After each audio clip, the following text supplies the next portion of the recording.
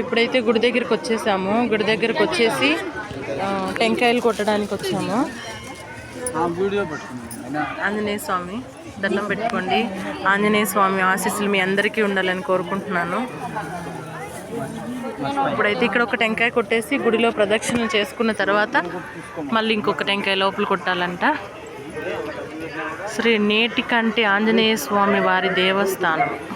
అందరూ దండం పెట్టుకోండి. మీ అందరికీ కూడా మంచి జరగాలని కోరుకుంటున్నాను. ఆంజనేయ స్వామి చల్లగా చూడాలని. ఓకేనా? టెంకాయ కొట్టేసిన తర్వాత మళ్ళీ ఒక టెంకాయ లోపల మళ్ళీ కొడదాం. మా పాప దేవుడికి తులసి మాల సమర్పిస్తుంది.